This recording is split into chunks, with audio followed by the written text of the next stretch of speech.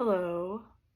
I just finished therapy. My mind is just everywhere. My heart has been heavy the last few days. Let's be real, my heart's been heavy for my whole life. There's just so much to talk about. I'm just so overwhelmed. I haven't been sleeping very good, and this is very much because of what's going on in the world. Today we were talking about just the importance in feeling everything. I have this philosophy that when you go through difficult times, you should really be present in it instead of running away. And I know I talked about this in a previous episode, but I just really truly believe in that, suffering prolongs the more you numb out. That said, I'd like to segue into eating disorders. Yay! So I'll just tell you a little bit about what I struggle with pertaining to food and what I've always struggled with pertaining to food. From the time I was very, very young, I did so many weird things with food. First of all, I would watch my mother. She would not eat very much. I was always wondering why, and she would be very, I don't want to say aggressive, but just would really need me to eat. It was almost like, okay, so you're trying to get me to do something that you don't want to do. And I questioned that. So anyways, that was an interesting relationship there to see that. I would hide food in my pockets at dinner all the time. It was usually meat, like anything that had any kind of meat in it, I would end up in my pockets. And vegetables too. I just didn't like that either. Typical kid. But I would hide food in my pockets at the table. And then I just, I wasn't allowed to leave the table till I was finished eating. So then I would end up falling asleep in my food or at the table just as a way to not have to eat. So those are a few of the things that I did when I got a little bit older. And oh, by the way, I would put stuff in my pockets and then it would go through the washing machine. And my mom really hated that. I would get in a lot of trouble for that. Because that's a bummer. That's really gross food, and that's disgusting. That's what so she'd have to go through my pockets before putting clothes in the laundry because this was something I did all the time. So as I got a little older, I wouldn't eat my lunches at school. I would either throw them away at school, or because I would get too much anxiety because I would get in trouble for throwing my lunch away, I would bring it home and hide it behind my dresser. Food behind my dresser. Then when obviously that's disgusting, and after so much time that's not something you can get away with, I started to throw the food. I would push my window open. My screen, like, actually broke my screen in my bedroom, the screen, the mesh part, and I would throw this is not funny, but it's funny. I would throw food onto the roof. Like, so I'd basically be throwing food outside, and all of these animals would start to come to get into the house. And I remember my mom seeing this at one point and going, "What are you doing? Like, what?" But I just didn't want to eat. So I would do all sorts of things in order to not eat. I just struggled with this my whole life. Then when I was in my teenage years, I got into more of like a binging thing. So I would find, it was like, oh, I want all of the junk food, and I just binge on it. And then obviously then you have body image issues because society says, a woman, a female has to look this way and all this bullshit. So then I struggled with that. So as a teenager, I would go back and forth between binging and then starving for long periods of time, like totally starving, to the point where I remember I was so hungry that I was so very hungry that I would take just a little bit of sugar on my tongue just to get something in my body. Or even I would go get bubble gum, all different kinds of gum just to get something, to salivate, just to get something in my body. It was really, really bad. I would literally starve myself. And then after doing that for so long, I'd get to the point where I'd be really, now I just have to eat again. So then I would binge again. So then I would binge, and then I discovered throwing up. So then I would throw up, or I would take laxatives. I was a mess. Needless to say, like my whole entire teenage years through my 20s, like I struggled a lot with eating disorders. It got so bad that I was so desperate to throw up outside of the house that I would drive to a park to do it, because I didn't want anyone to hear me, because they knew what was going on. And so and where I was living at the time, they would ask me to let them know, or they would tell me I had to whistle the whole time while I was in the bathroom. So I'd go to the bathroom and they'd be like, you have to whistle while you're in the bathroom, to make sure I wasn't doing that. So I would go to parks, and that's where I would throw up. Why do we do this? What is this about? Because even to this day, so I have PTSD again, right? And while I'm not like intentionally in that space of trying to control my food, I'm not intentionally in that space. Whereas before, for many years, it was very intentional to control my food, to binge and purge, or to starve myself. This right now is not that. This is, I'm not in that space, but I do have a difficult time eating when I'm stressed or depressed or, distressed. I find it difficult to make a conscious effort to make myself eat, or to just make myself a meal. I also hate cooking. I don't really love to cook.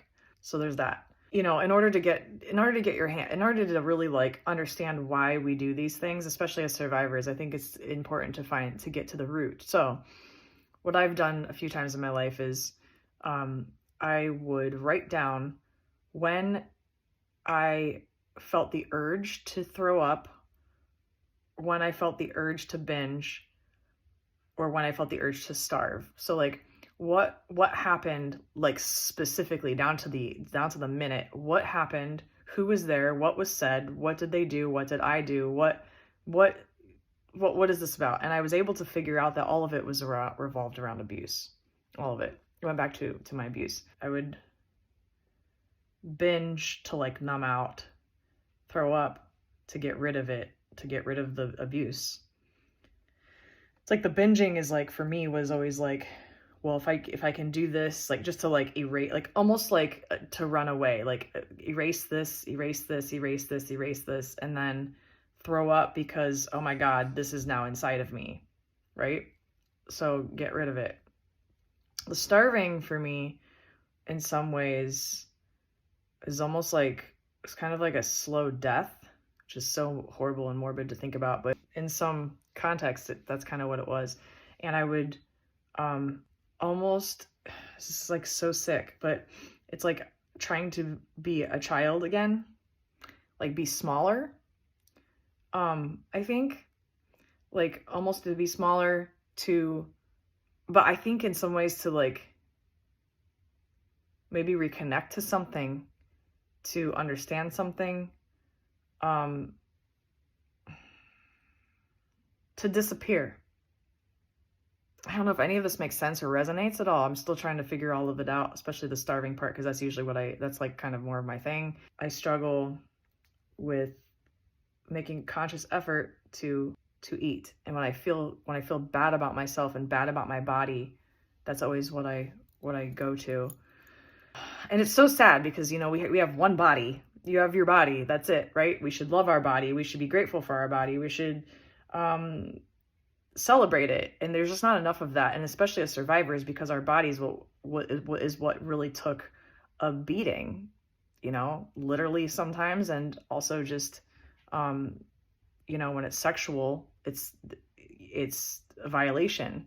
So we tend to get in the mind space of oh, I need to punish my body. I need to punish my body. And also this is if I want to be the one to control my body, not you or anyone else. I want to be able to control it. And so that's kind of almost like a protest in a sense, to reclaim some sense of control over our bodies, I think. So yeah, these are just some things that I've kind of come across and have thought about and have to try to get to the bottom of why I do these things. And in understanding it, for sure, in understanding it, it has helped me to, at the very least, not make an intention to do those things. So while I struggle today with making a conscious effort to take care of myself in some ways, it's not an intention like it was in the past to control my food so much, you know. Now, while PTSD is alive and real in my life today, it could be that I do have tendencies at this time to want to control without even realizing it. That very well could be a symptom.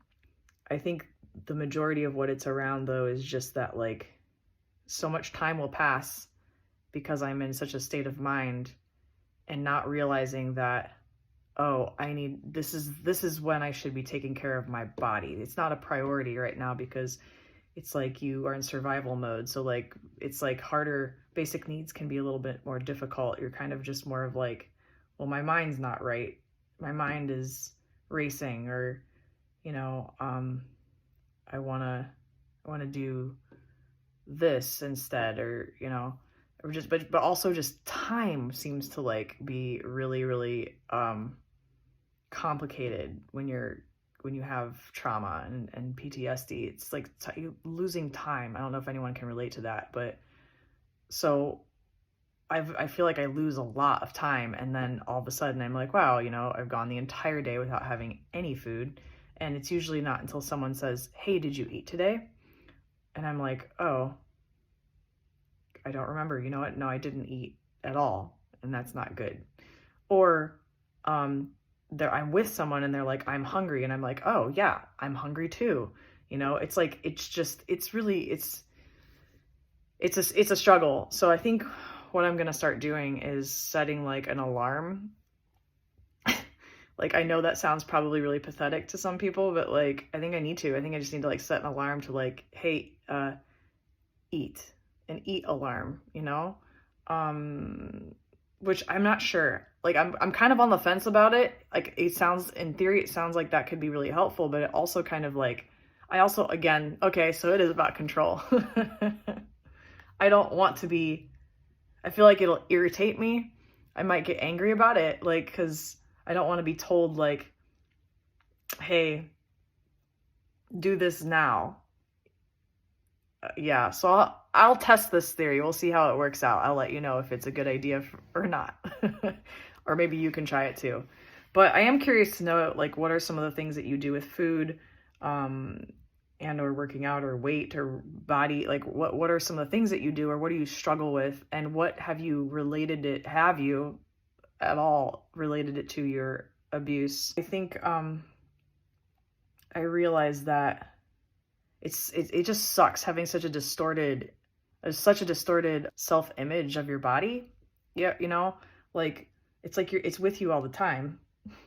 And I mean, like looking, like I know I struggle, like just looking in the mirror, and like, you know, you just go through to critique so many things, and like, and I mean, I think humans in general, we do this, but I think for survivors, it's like on another level. I think that it's something that we should talk about more, and maybe come up with some ways as to how we can embrace that within ourselves and even support each other.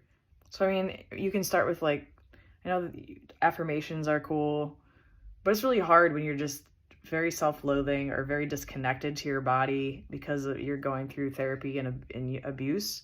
So it can feel very like, I'm not friends. My body and I are just not friends right now. Because you almost feel betrayed. I think in some ways when you're abused, you almost feel like your body betrayed you. You know, like, I didn't want this. This action was not invited. And there was nothing I could do. I was fully out of control. And it feels like it was almost like your body just betrayed your heart and your mind, right?